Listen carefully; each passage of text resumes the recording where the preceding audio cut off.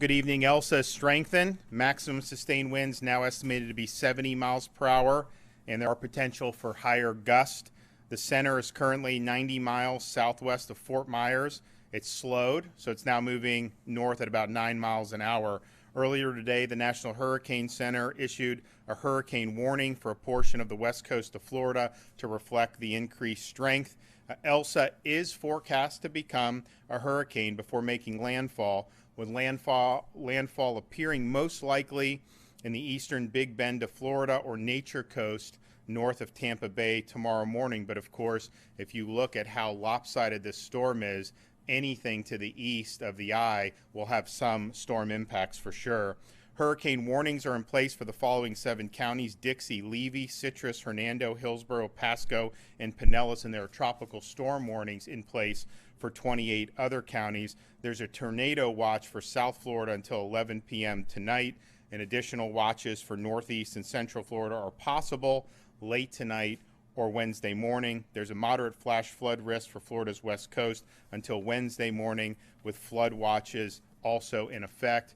I've amended my emergency order to include Baker, Bradford, Clay, Duval, Nassau, Putnam, and Union counties, and that's reflecting the path of the storm. All models agree it's going to ride the west coast of Florida, then it's going to bear northeast into the peninsula and likely go through northeast Florida. So the total counties under state of emergency are now at 33.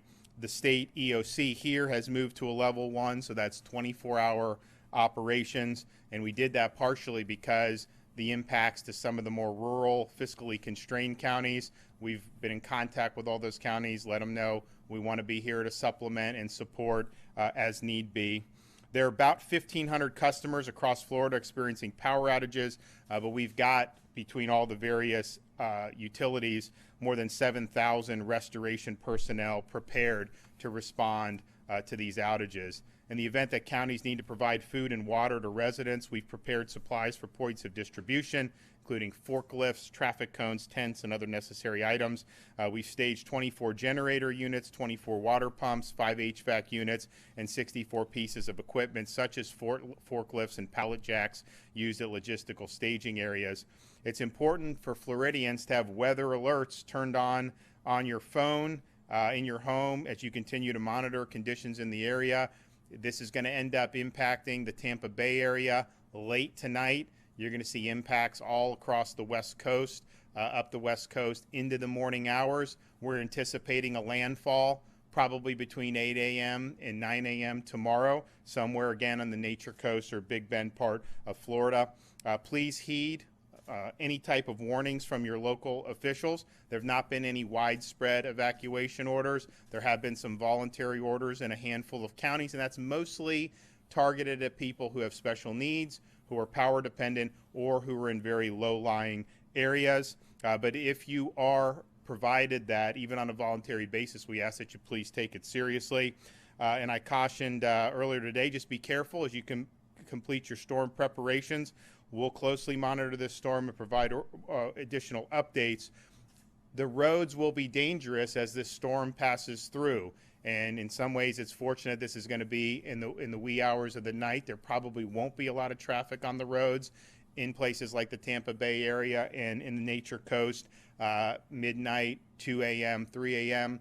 But this is not a time to joyride. You do have hazardous conditions out there. And then if you do have a power outage, please, if you do use a generator, understand you cannot allow the exhaust to be inside your home, inside your garage. And if you set it up right outside a window and have the window open, you can still get the exhaust to come into the house. That will lead to carbon monoxide. We see fatalities. We've seen them the last 4 years in Florida as a result of that. So please, if you are experiencing a power outage and you're going to use a generator, make sure that that exhaust is exhausting away from your home and is not being done inside the structure. We'll continue to have updates. We don't anticipate major changes to the track at this point.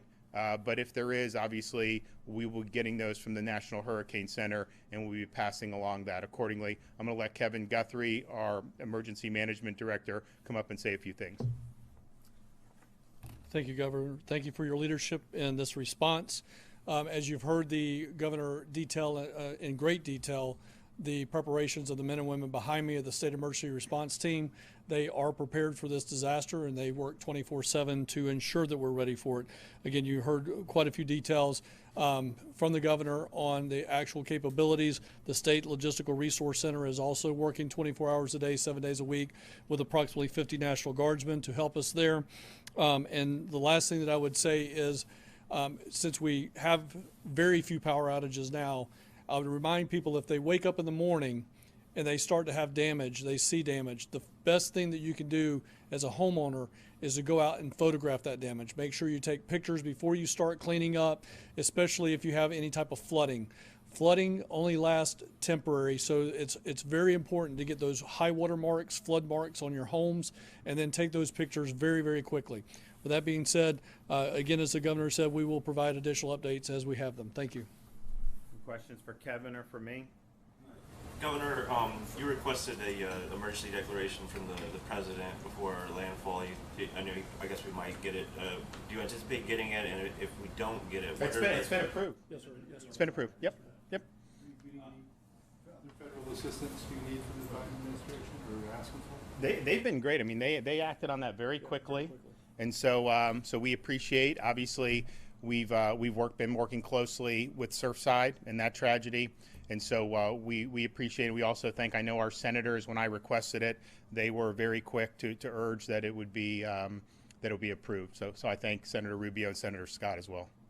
On the search and rescue stuff, I mean, obviously I think everybody was in on the Surfside. Have any of those personnel been staged? No, we have search and rescue that are ready to go. And I want to thank, I've had an opportunity over the last few days to be able to visit with a lot of urban search and rescue from other states who came down. Obviously, Team 1 and 2 are down in South Florida. They were there from the beginning, 24/7. They worked their hearts out. We brought all the rest of the search and rescue teams from Florida down there. They were working on that pile, but we also understood that we just needed to make sure that we had the preparations done. And so Kevin's got those teams that are ready to respond. We have in Surfside now Ohio, New Jersey, Virginia, Indiana, and so we really appreciate it. I've had a chance to go meet with some of those folks.